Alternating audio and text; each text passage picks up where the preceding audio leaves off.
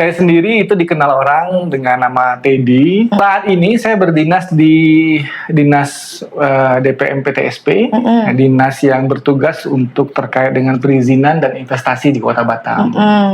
Ada beberapa keluhan dari masyarakat kita, terkadang terkait perizinan, entah itu kurangnya sosialisasi atau pemahaman yang didapat dari masyarakat, Bang. Jadi terkesan itu terkadang pengurusan perizinan itu kok sulit ya. Gitu. Terkait dengan dunia perizinan, khususnya di Kota Batam, dalam hal terbitnya peraturan-peraturan yang kemudian juga mengubah pola penyelenggaraan perizinan, kewenangan perizinan. Mulai dari terbitnya OSS RBA, ya, kalau teman-teman pengusaha mungkin tahu pengurusan perizinan berusaha melalui kanal OSS RBA. Kemudian juga di aturan yang terbaru kemarin di tahun 2025 terbit lagi aturan yang menjelaskan tentang perizinan berusaha sekarang berpindah ke BP Batam. Yang semulanya ada di Pemko Batam, di pemerintah provinsi dan di pemerintah pusat melalui PP 25 tahun 2025 itu berpindah ke BP Batam. Mungkin boleh di-spill nih ke sahabat muda podcast Ruang Bicara, peluang apa yang bisa dimanfaatkan oleh anak-anak muda kita? Iya, yang menunjukkan bahwa Batam ini ingin dikembangkan, ingin dimajukan lebih baik lagi. Sebagai data yang dapat saya sampaikan, itu total investasi di Kota Batam sampai dengan triwulan kedua itu sudah 29 triliun.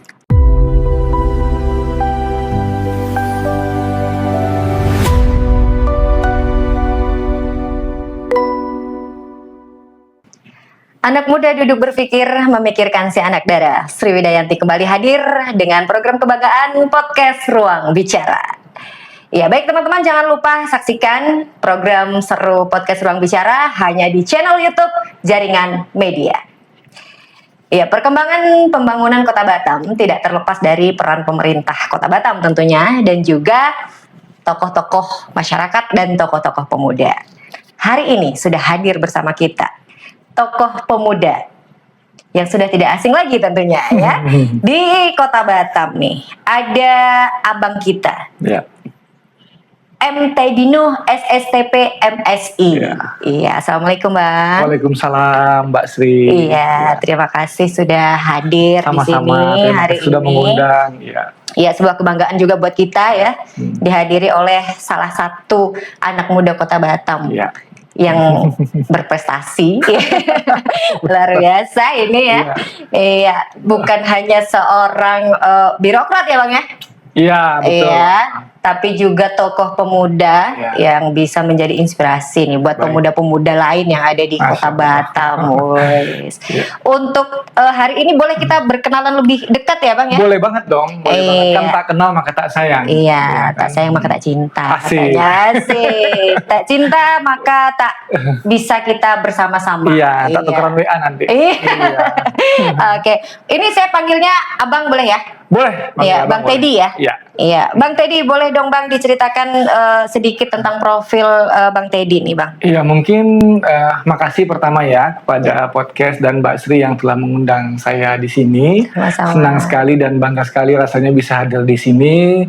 Kita sharing, cerita dan berbagilah apa pengalaman dan sebagainya. Saya sendiri itu dikenal orang dengan nama Teddy, Muhammad Teddy Nuh. Kalau lahir dari Pekanbaru. Pekanbaru. Iya, dan satu kampung kita Bang. Satu kampung ya. Iya, besar dan sekolah di sana, lalu melanjutkan sekolah kedinasan di Bandung. Selesai sekolah kedinasan, tamat, saya langsung tugas di Batam dari 2007. Lalu lanjut S2 di Uniba, Universitas Batam. Dan menjalani hidup sebagai pekerjaan sebagai ASN, aparatur sipil negara. Ya seperti tadi Mbak Sri sampaikan, di luar itu juga saya mulai aktif berorganisasi sejak tahun 2019 kalau nggak salah, 2019 hingga sekarang. Wah, Tadi disampaikan Abang sekolah kedinasan nih. Iya. Boleh dijelaskan lebih spesifik ya Bang? Kenapa sih kok memilih sekolah itu ya kan? Itu sekolahnya dapat beasiswa kah? Atau memang niatnya? Sekolahnya gratis, nggak bayar. Makanya milihnya itu. Oh iya, itu bukannya mahal. Jadi kalau sekolah kedinasan itu pemerintah daerah membayarkan biaya pendidikan kita. Oke. Selama pendidikan, nanti sudah selesai pendidikan, kita kembali bertugas di pemerintah daerah tersebut. Kita terhutang. Begitu. Kalau saya Pemko Batam gitu. Nah, jadi itu gitu. sekolahnya berapa lama, Bang? Oke, jadi sekolahnya itu 4 tahun. 4 tahun. Saya tamat SMA dari Pekanbaru. Saya di SMA juga senang organisasi loh, by the way. Sudah jadi ketua OSIS juga. Iya, cakep. Ketua OSIS di SMA. Kemudian 2003 tamat, saya mendaftarkan diri di IPDN. Keterima. Saat itu juga selain IPDN, saya juga daftar di UNRI. UMPTN dulu namanya ya, teknik sipil, dan keterima juga. Tapi saat itu saya timbang-timbang, dan orang tua juga keras keinginannya untuk anaknya ingin seperti mereka sebagai pegawai negeri. Oh, orang tuanya pegawai negeri. Pegawai negeri, walaupun golongannya lebih tinggi saya sekarang. Iya. Golongan biasa lah gitu. Iya, karena anak harus begitu katanya, Bang. Harus lebih tinggi dari orang tua. Ya. Jadi mungkin itu kemudian saya memutuskan, udahlah saya IPDN aja. Saya berangkat ke Bandung 4 tahun di sana. Karena mungkin memang jiwa organisasi itu ada ya. Jadi pas tingkat 1 itu kami bentuk semacam senat gitulah. Kalau di sana itu namanya kayak wali kota, gubernur gitu. Dan karena kita itu satu angkatan itu kan se-Indonesia itu 1.200 orang ya. Dari Aceh banyak juga ya. Banyak. Ya, dan itu sudah demokratis pilih gitu. Masing-masing silakan diajukan, lalu nanti di semacam adu ya, di fit and proper test gitu. Dan alhamdulillah saya kepilih sebagai wali kota Muda Praja namanya. Wali kota Muda Praja. Di situ saya mulai berpikir, kayaknya emang saya ini ada bakat organisasi, syukur-syukur mungkin sedikit ilmu kepemimpinan mungkin. Karena ini secara organik kan, ibaratnya bukan kita setting, ngalir saja. Aura pemimpinnya sudah keluar. Iya, nggak tahu lah kalau aura-aura yang lain juga ya. Iya, tapi saya syukuri itu, dan saya selalu orangnya yang kalau ada tantangan di depan ya saya ambil aja kalau memang itu datang. Ya, dan kita jalani saja dengan tanggung jawab. Alhamdulillah selesai. Saya sebagai wali kota Muda Praja saat itu. Dan itu kemudian selesai dari IPDN pun tugas di Batam, akhirnya ke KNPI. Luar biasa. Selain itu juga mungkin wirausaha juga, Bang? Ya ada kecil-kecilan, ya. Tapi wirausahanya dari 5 mungkin ada yang lebih banyak gagalnya ya.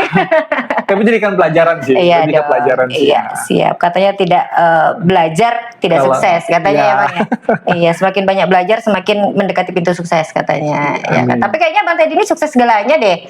Ya kan? Di kedinasannya oke, di organisasinya alhamdulillah, juga. Kalau terlihatnya seperti itu alhamdulillah. Cuma kan kita tentu terkadang apa yang dilihat orang kan tidak tahu menentukan itu semuanya ya. Ada hal-hal lain yang di sisi lain mungkin orang nggak bisa. Orang lihat senangnya doang. Orang lihat senangnya doang. Darah-darahnya nggak lihat nih ya. Berhasilnya doang kan ya.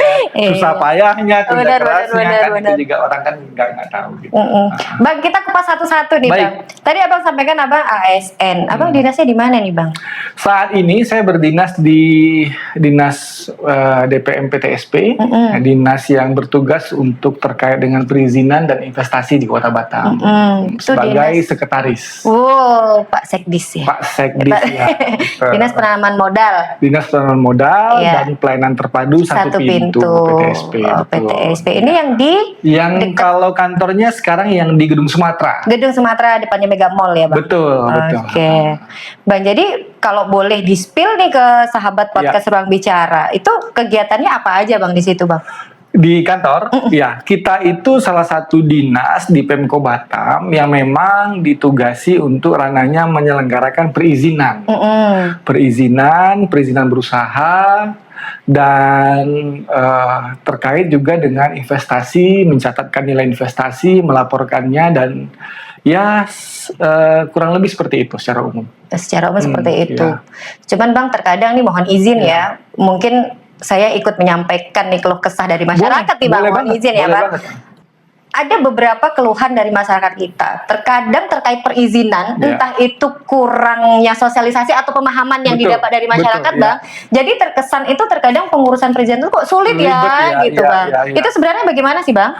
Iya, jadi memang terkait dengan dunia perizinan khususnya di Kota Batam, 5 tahun belakangan ini memasuki episode-episode yang cukup signifikan dalam hal terbitnya peraturan-peraturan yang kemudian juga mengubah pola penyelenggaraan perizinan, kewenangan perizinan, sehingga mulai dari terbitnya OSS RBA, ya, kalau teman-teman pengusaha mungkin tahu pengurusan perizinan berusaha melalui kanal OSS RBA, kemudian juga di aturan yang terbaru kemarin di tahun 2025 terbit lagi aturan yang menjelaskan tentang perizinan berusaha sekarang secara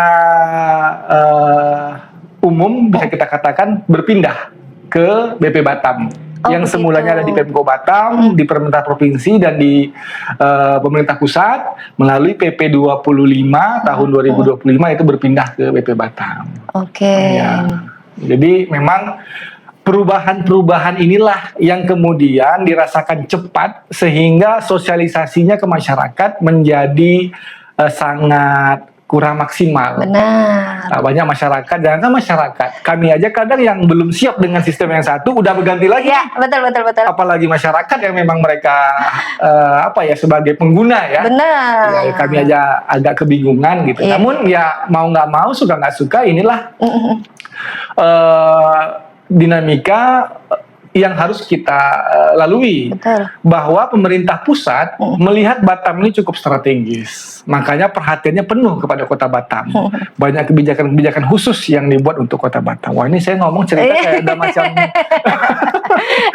Iya. Bang, Iya. jadi dengan berkembangnya teknologi yang begitu pesat, yang harus menyesuaikan juga dengan pola-pola perizinan yang ditetapkan oleh pemerintah kita, tentu kan itu juga berdampak ke masyarakat kita. Dan yang terjadi di lapangan itu membuka peluang, Bang, izin untuk para calo-calo nih, Bang, ya. Karena kan tidak semua masyarakat kita tuh ngeh ya, melek dengan teknologi yang ada, Bang.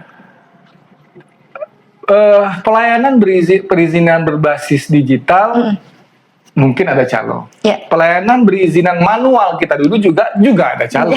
Artinya sebenarnya kalau kita bahasa calo tadi, mentalnya gimana pun ceritanya, polanya dibuat, tetap aja berpeluang untuk di situ ada calo atau jasa pengurusan.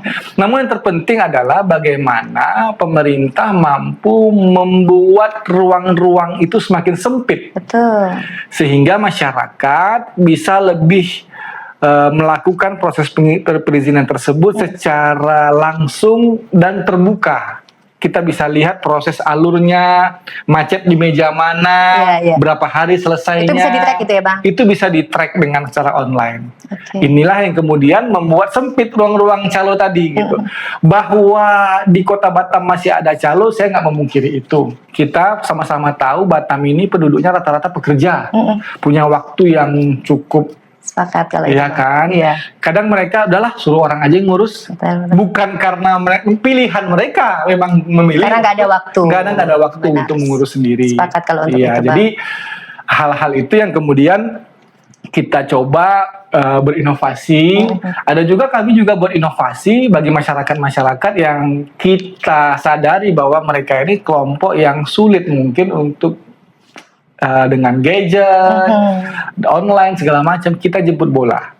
Nah, jadi ada tetap bisa manual. Nggak bisa manual, kita datang ke tempat usaha mereka, kita bikinkan NIB mereka di tempat, kita daftarkan, dan ini salah satu program yang sampai hari ini masih berjalan kita lakukan. Berarti ada penugasan ke petugas-petugas tertentu untuk jemput bola itu ya, Bang? Betul, ada petugas-petugas seperti yang sekarang lagi digalakkan pemerintah Batam, petugas pajak. Petugas pajak. Iya, seperti itu. Iya, seperti itulah ya kira-kira ya.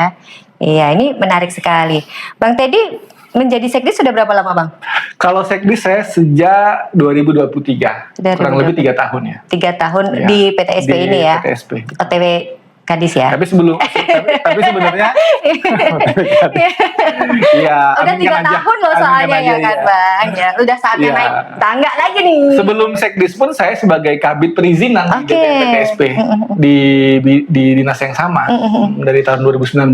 Jadi total saya di DPM PTSP itu dari 2019 sampai sekarang 7 tahun. 7 tahun udah ya? 7 tahun ya. Udah cukup lama udah ya. Mantap lah ya kan. Kalau untuk naik kelas lagi. Bang, jadi ini kalau kita boleh beritahu ke sahabat podcast yang mungkin agak awam ya terkait dengan bagaimana sih prosesnya untuk menjadi misalnya nih dari kabit ke sekdis kemudian ke kadis itu berapa lama dan bagaimana kira-kira prosesnya itu Bang? Kalau pertanyaannya itu kan ranahnya ke dalam meritokrasi ASN ya. Sementara dan ASN itu kan memiliki jenjang dan regulasi yang khusus. Ada pangkat golongan yang harus mencukupi, kemudian sudah pengalaman kerja berapa tahun. Nah, ini sudah diatur semua dalam regulasi di ASN gitu. Tapi setidaknya dengan 7 tahun, kemudian dengan akademiknya yang seperti Abang sampaikan tadi kayaknya udah. Ini kenapa arahnya kayak Iya, karena kita mensupport anak-anak muda, tokoh-tokoh muda untuk terus berkarya ke yang lebih luas lagi gitu Bang. Cerita anak muda, kita cerita anak muda juga. Cerita anak muda boleh. Iya kan, dari selain birokrat juga Bang seorang organisatoris ya kan. Di organisasi pemuda KNPI. Boleh Bang ceritain sedikit nih Bang tentang KNPI. Iya, saat ini saya menjabat sebagai ketua, diamanahi sebagai ketua KNPI Kepri, Provinsi Kepri, sejak tahun 2022. Sebelum itu, 2019, saya sebagai ketua KNPI Batam. Jadi di Batam dulu, baru kemudian sekarang di Kepri. Ya memang menarik ya, kita sebagai ASN, birokrat, juga di luar itu aktif berorganisasi, dan saya rasakan cukup banyak sekali pelajaran yang saya dapatkan, pengalaman yang saya rasakan, dan tentu juga pertemanan, jaringan-jaringan yang saya bisa kenal lintas kelompok. Ini yang menurut saya ini cukup nilai positif yang anak-anak muda saya pikir harus coba untuk ayo berorganisasi. Dengan organisasi itu kita dapat hal-hal di luar kelas. Ya, ini yang menambah nanti tools kita untuk menuju sukses. Bang, jadi KNPI ini organisasi anak muda yang spesifik bergeraknya di bidang apa Bang? Ya, KNPI ini kan dia kalau orang bilang plat merah ya, pemerintah ya, menaungi seluruh OKP. OKP itu organisasi kepemudaan. Organisasi kepemudaan yang ada di daerah tersebut. Jadi kayak misalnya ada OKP itu kayak HMI, Muhammadiyah IPM, lalu NU ada Ansor, lalu termasuk Karang Taruna Bang? Karang Taruna juga termasuk. Itu semua adalah OKP, organisasi kepemudaan yang memiliki wadah namanya KNPI. Oh begitu. Nah, jadi KNPI ini adalah wadah berkumpulnya seluruh organisasi OKP tersebut gitu ya. Jadi yang sudah dilakukan nih sama KNPI Kepri apa ini Bang? Ya kalau apa yang sudah dilakukan mungkin saya tarik dari belakang, dari awal ya.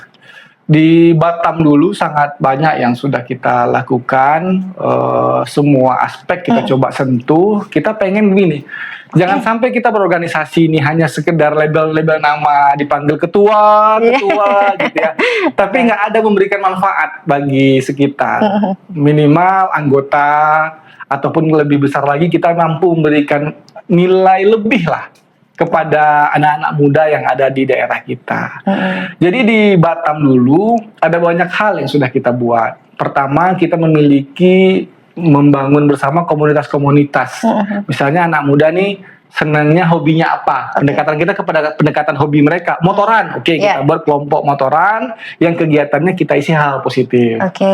Ada kemudian anak-anak muda yang suka sosialnya tinggi nih, jiwa sosialnya. Kita bentuk kegiatan yang dia setiap bulan mengumpulkan beras lalu membagikan ke ke pondok-pondok, ke panti asuhan gitu. Itu juga sudah jalan. Lalu juga ada kita menyentuh dunia usaha. Kita beri pelatihan digitalisasi UMKM. Karena mau nggak mau sekarang kalau UMKM hanya sebatas konvensional, kita jualan di pasar ya gitu-gitu aja kan. Kita butuh bagaimana dia bisa memoto dengan bagus, mengupload ke sosmed, membuat sosmednya ini kita juga belikan diklat kemarin gitu.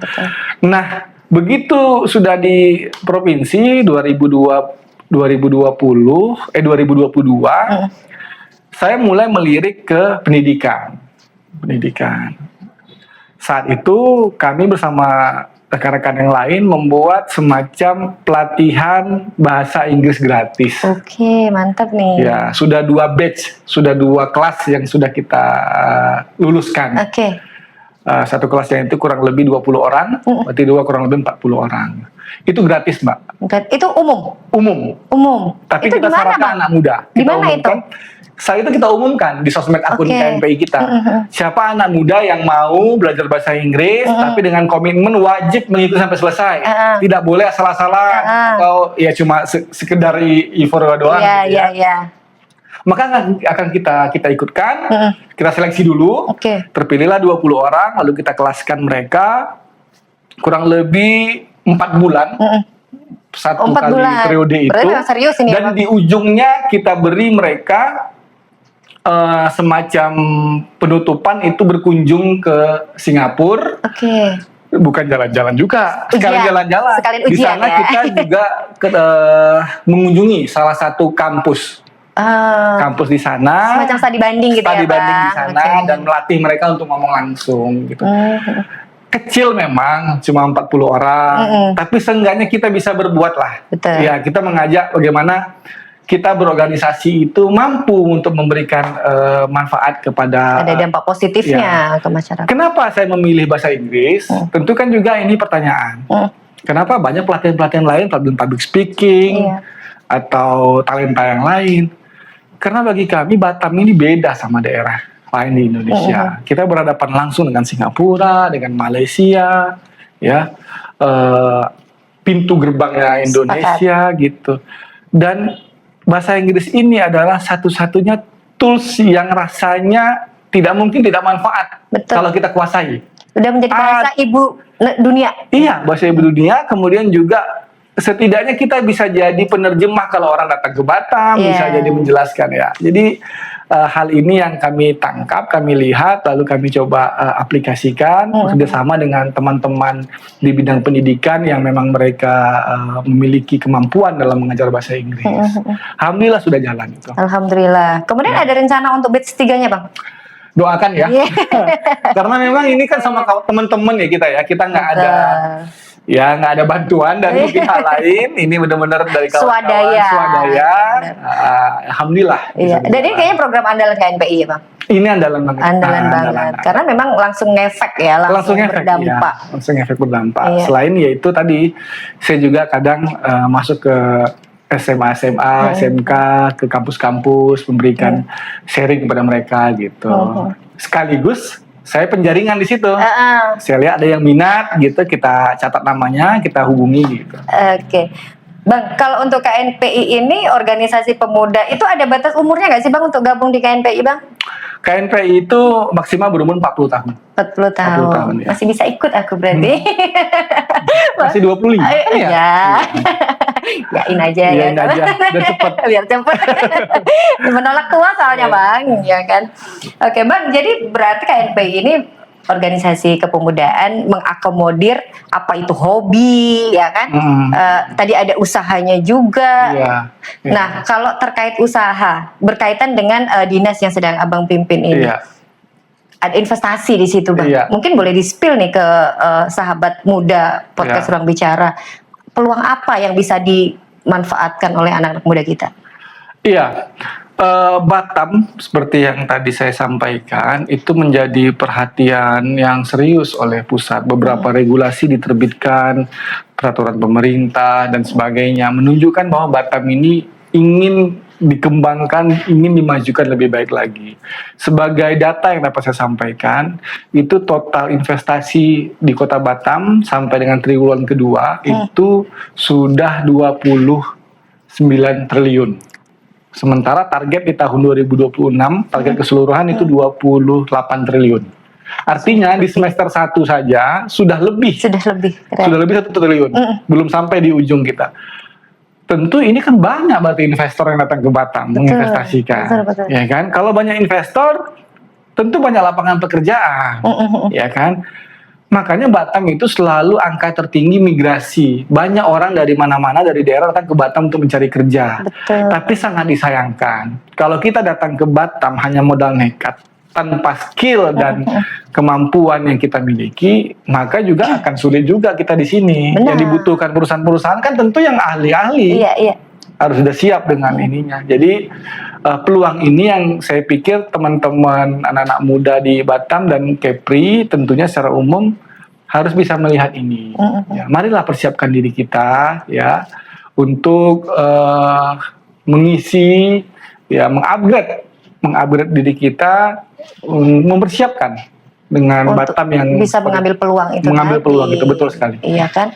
Nah, dengan peluang sebesar itu di semester pertama aja kita sudah lebih nih ya kan. Iya. Berarti sebenarnya banyak banget peluang yang bisa kita tangkap, hanya Iya. mungkin banyak yang belum tahu. Iya. Jadi sebenarnya apa yang perlu dipersiapkan oleh anak-anak muda kita ini untuk bisa mengambil peluang itu, Bang?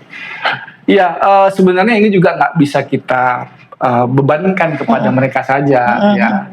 Nah, disinilah pentingnya peran juga organisasi kepemudaan seperti KMPI, kemudian dinas-dinas atau instansi yang terkait, yang urusannya ada terkait dengan pemuda.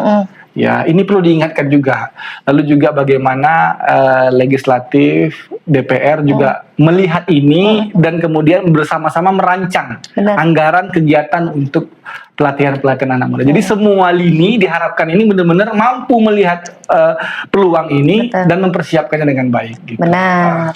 Jadi mungkin yang saya maksudkan adalah lebih spesifik nih Bang infonya, supaya apa yang dipersiapkan ini memang betul-betul sama dengan peluang yang ada. Betul, link and match. Yes. Jadi boleh di-spill mungkin ada beberapa faktor nih yang butuh ini misalnya, yang ini butuh ini gitu Bang. Mungkin secara teknis yang bisa memberikan informasi yang pasti terkait itu adalah dinas tenaga kerja ya.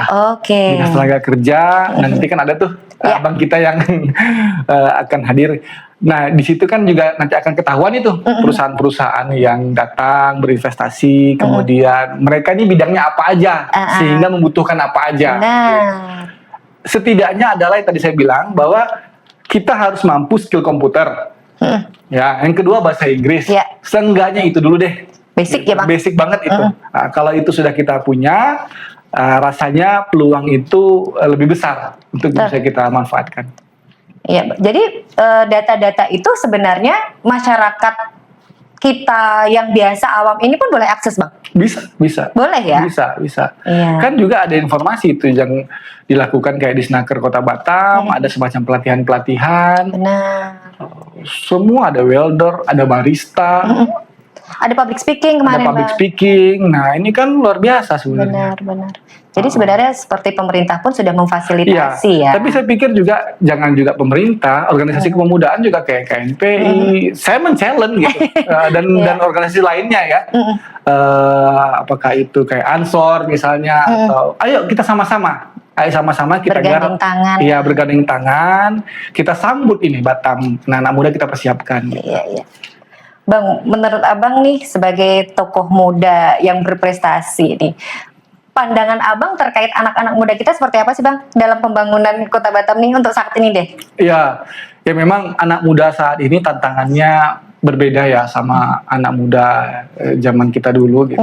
Anak muda sekarang ini banyak faktor yang mempengaruhi mereka. Pertama, kita lihat sendiri sekarang anak-anak muda ini tantangannya kurang lapangan pekerjaan. Harus kita akui, kurang lapangan pekerjaan. Ya, lapangan pekerjaan sekarang banyak diambil alih oleh AI. Ya, sehingga mau nggak mau memaksa kita harus meningkatkan kompetensi kita. Yang kedua, itu tadi pelatihan skill yang saya tadi bilang, pelatihan kompetensi, kemampuan, peningkatan berkomunikasi dan sebagainya ini juga penting. Nah, poin ketiga yang menarik adalah anak-anak muda kita sekarang ini cenderung apatis dan skeptis terhadap lingkungan, perubahan sosial. Mereka lebih cenderung individualis, nggak peduli urusan orang lain, penting urusan gue. Asik sendiri. Ya, data mencatat bahwa angka golput tertinggi saat pemilu itu adalah range anak muda.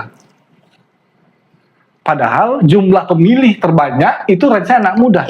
Bayangkan kalau seandainya mereka melek politik, sadar bahwa suara mereka ini mampu merubah keadaan, bisa-bisa banyak anak muda yang kemudian hadir.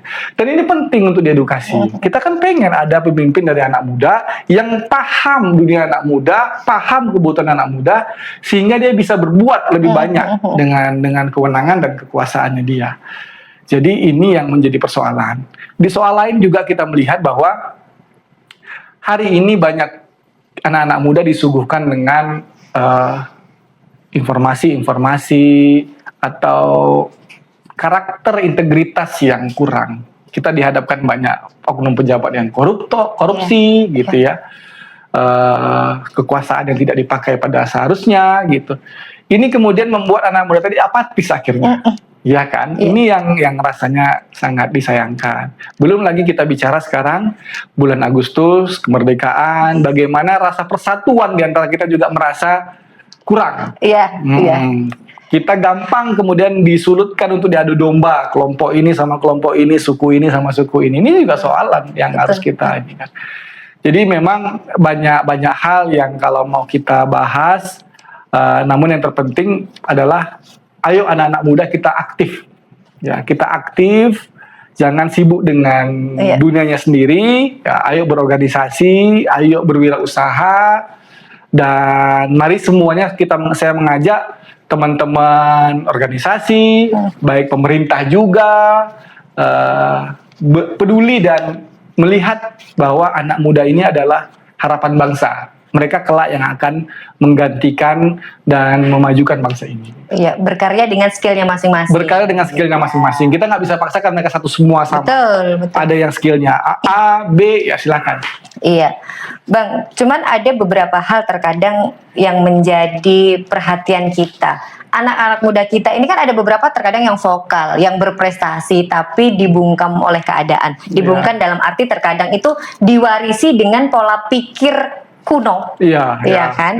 Yang pada akhirnya mau tidak mau mereka harus mengikuti jalan itu nih, gitu Bang. Iya, ya memang ini fenomena ya, fenomena bahwa kadang idealisme itu lambat laun akan tergerus dengan sendirinya. Ya, makanya kami mendorong bahwa anak muda ini kan senjata utamanya itu idealisme. Ayo kalian yang idealis ini berwirausahalah, mandirilah. Kalau kalian sudah aman dengan urusan pribadi kalian, dengan perut kalian, insya Allah kalian nggak bisa dibeli orang. Benar. Permasalahannya adalah kita idealisme tapi kita lapar. Jadi gampang sekali orang-orang kemudian menyetel kita, mengatur kita. Betul.